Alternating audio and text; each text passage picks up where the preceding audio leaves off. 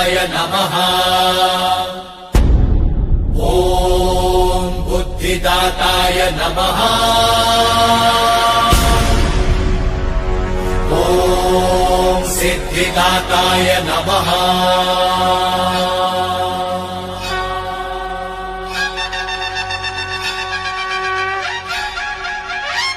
लंबोदर लंबोदर लंबोदर लंबोदर लंबोदर लंबोदर लंबोदर ब्रह्मांड सारा उदर में समायो, माया सुर की माया पल में मिटायो। सृष्टि पे संकट है जब कोई आयो, महिमा से अपनी प्रभु ने बचायो। लंबोदर लंबोदर लंबोदर लंबोदर विघ्न हरता बुद्धि विधाता, जय जय गजानन हे सिद्धिदाता। लंबोदर लंबोदर लंबोदर लंबोदर नागलोक पे घना संकट है छाया, माया से माया सुर ने बंदी बनाया। लंबोदर रूप धर आए गणेशा, नागों को बंधन से मुक्त कराया।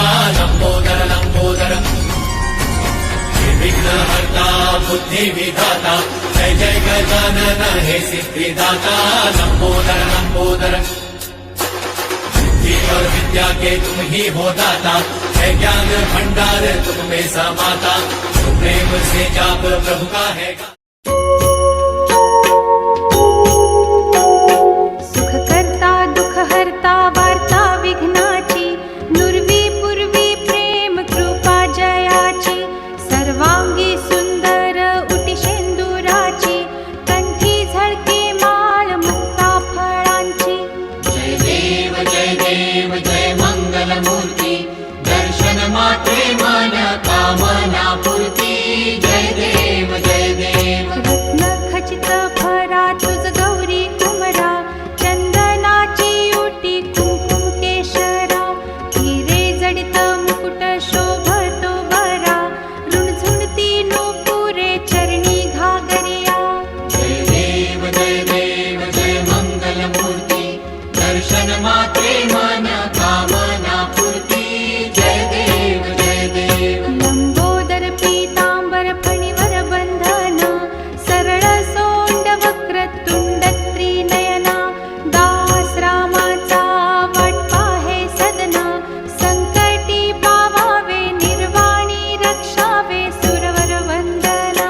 जय देव जय मंगल मूर्ती, दर्शन मात्रे मन कामना पूर्ती। जय देव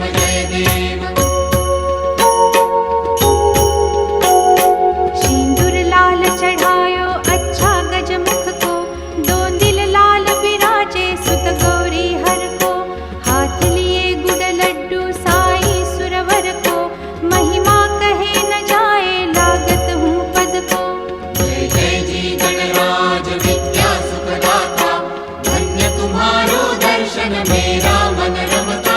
जय देव अष्टौ सिद्धि दासी संकट को बैरी, विघ्न विनाशन मंगल मूरत अधिकारी। कोटि सूरज प्रकाश ऐसी छवि तेरी, गंडस्थल मद मस्तक झूले शशि बहारी। जय जी गणराज विद्या सुखदाता, धन्य तुम्हारो दर्शन मेरा।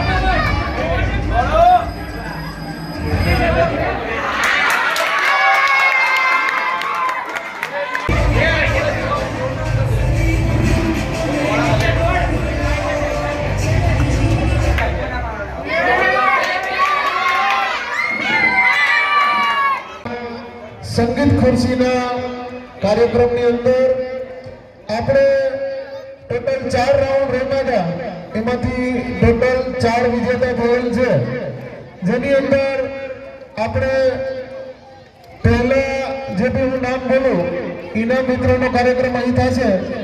સૌ પ્રથમ સોસાયટીના ચેરમેન શ્રી પ્રકાશભાઈને વિનંતી કે અહીં આવી જાય.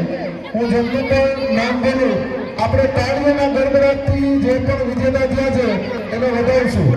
સૌ પ્રથમ પહેલા રાઉન્ડમાં બોયઝમાં છોકરામાં ભવ્ય દીપેનભાઈ સોની એમ બ્લોક 201, ભવ્ય દીપેનભાઈ સોની એમ બ્લોક 201.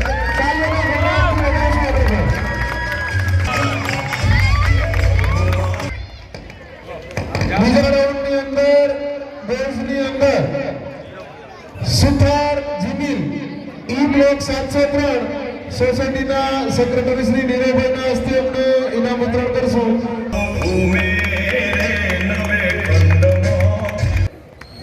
ગર્લ્સમાં પ્રથમ રાઉન્ડની અંદર આપણે સોસાયટીના ખજાનચી વિશાલભાઈના હસ્તે આપણે ઇનામ વિતરણ કરાવશું. આપણે ગર્લ્સની અંદર સાનવી મનીષભાઈ પટેલ એલ બ્લોક 700.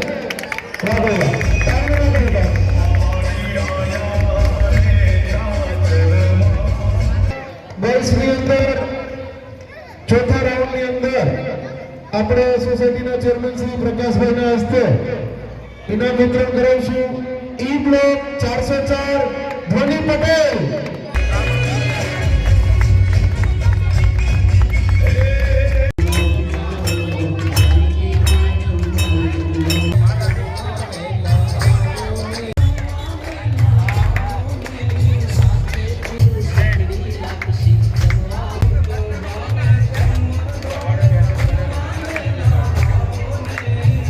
ગણેશ કોન્ટેસ્ટમાં દિવ્ય ભાસ્કર તરફથી આપણી રત્નસાગર સોસાયટીને બેસ્ટ સોસાયટી અને બેસ્ટ ગણપતિ ડેકોરેશન જે આપણે શિક્ષકો અને એજ્યુકેશન વિશે જે થીમ રાખી હતી એ કોન્ટેસ્ટમાં આપણી સોસાયટી વિજેતા થઈ હતી અને દિવ્ય ભાસ્કર તરફથી આપણી સોસાયટીને 1100 રૂપિયાનું ઇનામ ભેટ તરીકે મળેલ છે.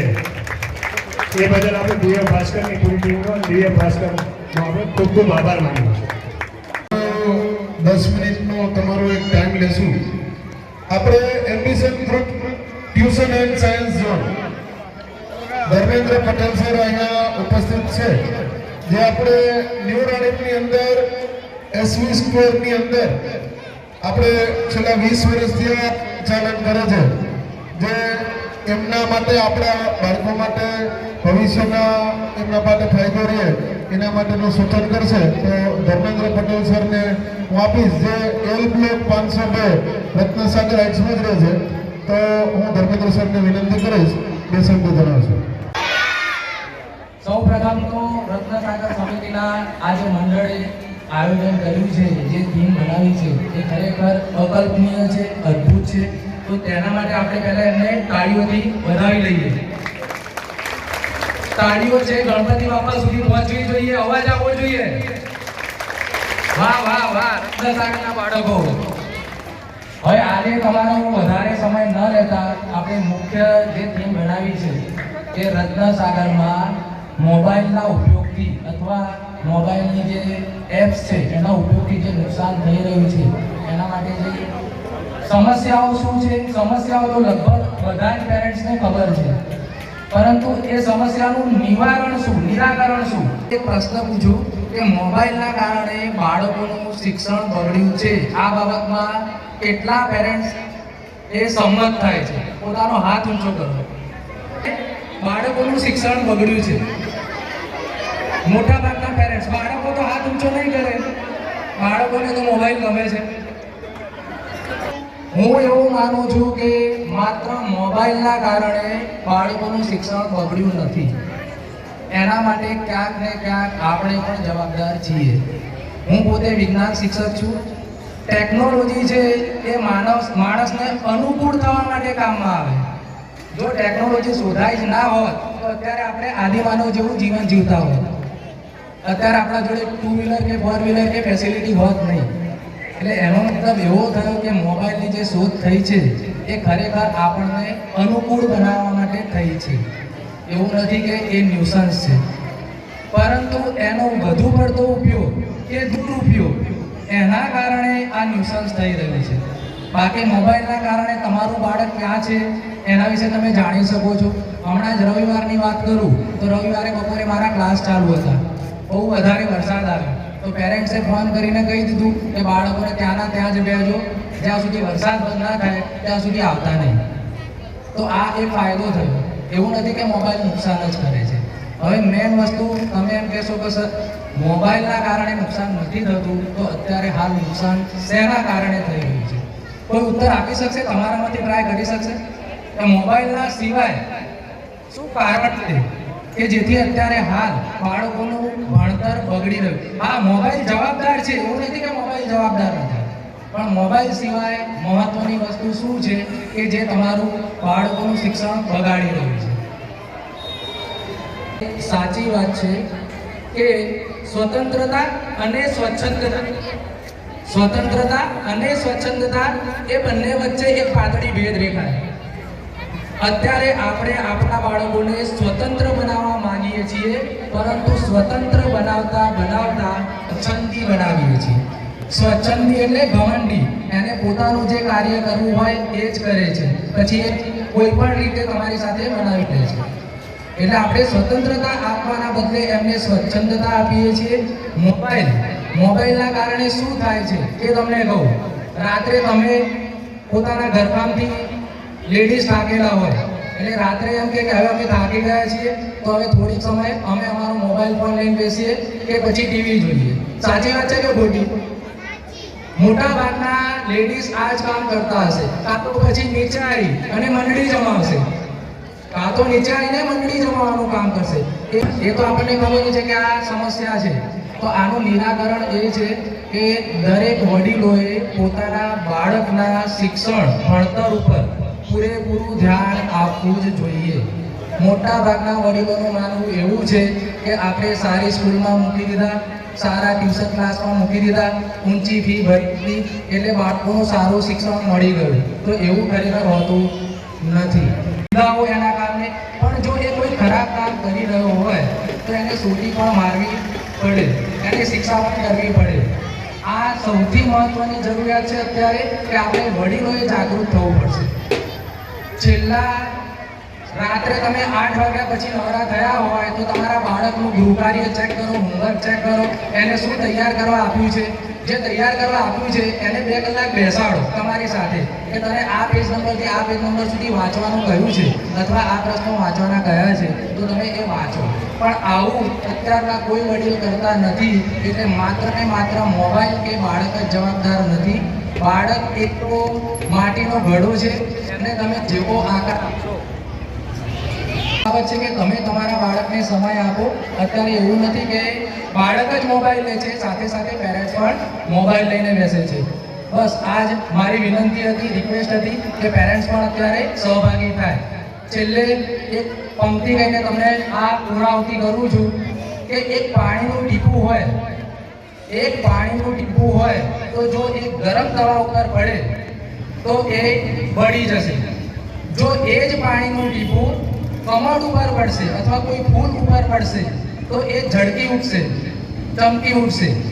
એ જ પાણીનું ટીપું જો છીપમાં પડશે તો એનું મોતી બનશે. મતલબ કે સંગતની અસર છે. પાણીનું ટીપું તો એનું એ જ છે. તો તમે તમારા બાળકને સંગત આપો, સારું શિક્ષણ આપો અને એની સંગત કોના સાથે છે એ પણ તમે ધ્યાન રાખો.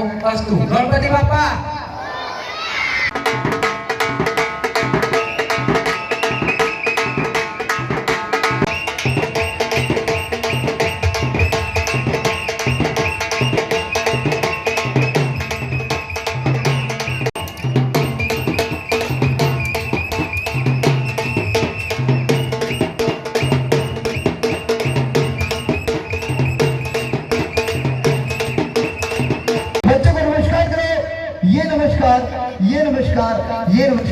ये नमस्कार और हमारी जितनी माता बहने बैठी है सबको नमस्कार करो. अरे भाई मैं कहता था मैंने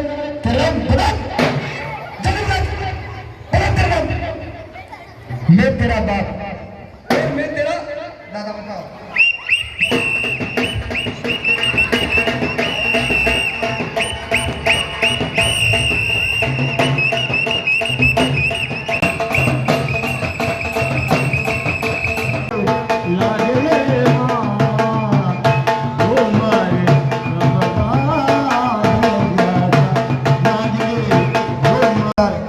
नमस्कार। और हमारे चेयरमैन साहब को भी नमस्कार करो। ये नमस्कार, ये नमस्कार। क्या करीना का डांस होता है और क्या कुछ और क्या रमेश बेटा देसी ढोल पे डांस करते हैं।